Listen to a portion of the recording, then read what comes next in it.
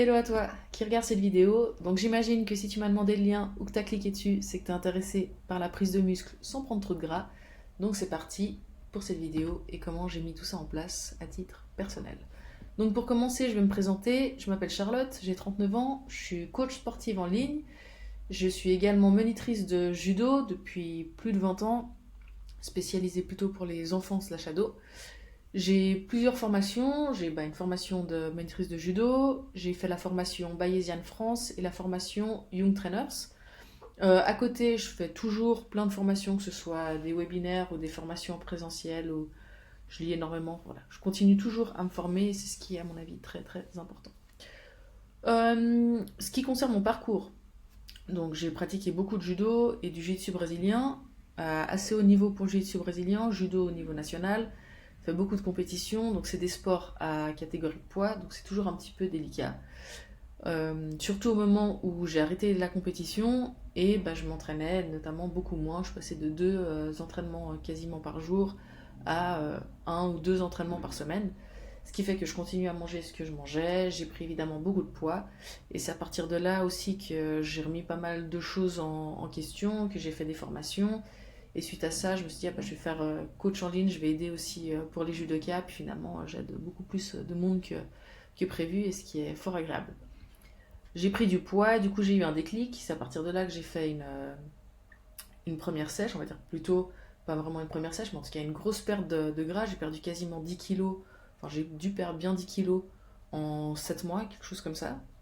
Et ensuite, à partir de là, une fois que j'avais perdu, on va dire, mon surplus de gras, c'était le moment de reprendre un petit peu de muscle. Et c'est là que c'était intéressant, c'était justement de faire cette prise de muscle, mais dans le but justement de ne pas reprendre 10 kilos de gras. C'est là où souvent les gens font des erreurs, c'est que pendant une prise de, on va dire une prise de masse, comme on pourrait l'appeler ça dans un langage plus courant, euh, les gens ont tendance à prendre plus de gras que de muscle et puis du coup on s'empâte quand même. Donc je vais t'expliquer ici comment j'ai fait du coup cette prise de muscles.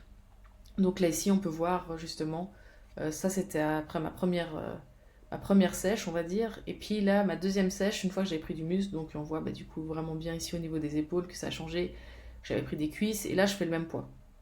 Allez, il y a peut-être même peut-être un petit kilo de différence, mais quasiment le même poids sur ces deux photos, donc il y a quand même une certaine prise de masse qui a été faite et le muscle a été pris. Donc ça j'étais super contente. Donc pour en arriver à là, je vais t'expliquer un peu ce que j'ai fait. Donc dans ma stratégie pour éviter de prendre justement trop de gras, j'ai continué à marcher. Pendant ma pendant ma perte de poids, j'étais peut-être en 10 et 12 000 pas par jour.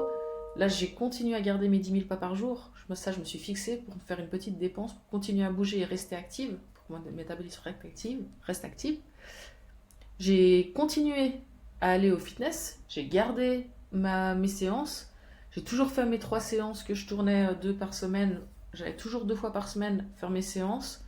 Je continuais de faire un peu de cardio à côté, donc d'aller courir, de faire du vélo, etc. Ça, j'ai tout gardé, j'ai absolument rien changé. Ce que j'ai changé surtout, c'est les calories. Donc encore une fois, pour perdre du gras, on va dire perdre du poids plutôt, il n'y a qu'une seule façon de faire, c'est du déficit calorique. Donc, comme d'habitude, admettons que vous ayez besoin de 2000 calories pour stagner. Si on est en dessous, on perd du poids. Si on est en dessus, on en prend. Après, il y a plein d'histoires de macros, donc protéines, glucides, lipides. Et puis là, dans ce léger surplus calorique, donc avant j'étais en dessous du coup de mon besoin énergétique, calorique. Et là, on a mis légèrement dessus. Quand je parle de légèrement dessus, je parle que si j'avais besoin de 2000 calories, on était peut-être à 2200. Donc vraiment très léger. Quelque chose qui potentiellement change quasiment pas comment je mange tous les jours, mais qui fait que je prends un petit peu. On parlait de peut-être, allez, 200 grammes par semaine, quelque chose comme ça. Donc vraiment très léger. Euh, donc ce léger surplus, on l'a calculé via la dépense donnée. Donc la dépense donnée, c'était le fait de marcher ces 10 000 pas par jour, le fait de faire du cardio, d'aller au fitness. Parce que là, évidemment, ça change pour le calcul. Si après je faisais absolument rien de tout ça, j'aurais pris que du gras. Parce que si je bouge pas et puis que je mange 2200 calories, autant dire que je m'empâte total. Donc c'est vraiment avec la dépense donnée. Pour éviter de prendre trop de gras, on a fait un bon apport en protéines, sachant que les protéines, c'est un très bon ratio de satiété également. Donc on a continué à nourrir mon corps de protéines, j'ai continué à manger des glucides, des lipides, avoir un repas très équilibré, mais sans manger évidemment pour prendre du poids. Le but c'était pas de manger des pizzas tous les jours, mais j'avais 2 fois par semaine, ça c'est certain, j'aime beaucoup trop manger 2 fois par semaine, des repas plaisir. Alors j'aime pas du tout appeler ça des cheat meals, mais vraiment je pouvais aller resto, je pouvais aller commander à manger, je pouvais manger ce que je voulais à midi ou quoi, mais simplement je traquais quand même, je comptais quand même un petit peu mes calories pour rester dans, dans mes macros, dans ce que j'avais besoin. Donc ça, c'est ce que j'ai mis en place. Et après, donc de tout ça, bah, résulte de ça. Donc du coup, de prendre, d'abord j'avais repris un peu plus, et puis de ressécher et de pouvoir justement reprendre, pouvoir se permettre de prendre du poids. Une fois qu'on est arrivé à, une fois qu'on est arrivé à un certain, on va dire une prise de masse, ou en photo, on voit qu'on commence à accumuler plus de gras que de muscles, qu'on commence à devenir trop gras, à partir de là, on peut refaire une sèche, et puis on peut comparer la photo, les deux sèches, et puis voir justement bah, là où on a pris du muscle, là où on n'en a pas pris, nos points faibles, nos points forts, et puis repartir après sur un léger surplus pour améliorer les points qu'on a envie d'améliorer ou pas, ou si on a envie de rester comme ça c'est de faire de la maintenance. Peu importe, chacun ses choix. Et moi, en tout cas, j'ai décidé, une fois que j'avais fait ma petite prise de masse, j'ai dû prendre peut-être 5-6 kilos, je dirais.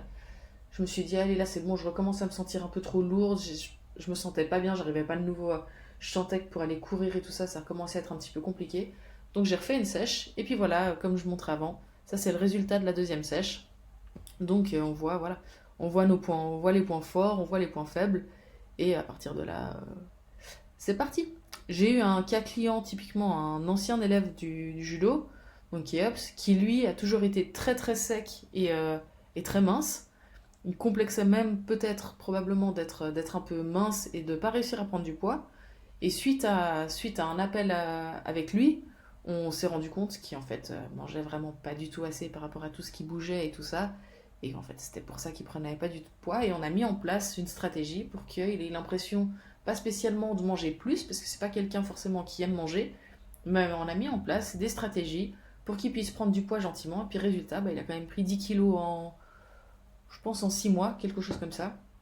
Il a pris 10 kilos et puis maintenant, bah, c'est quelque chose qui est acté, qui est en lui, il a jamais reperdu tout son poids.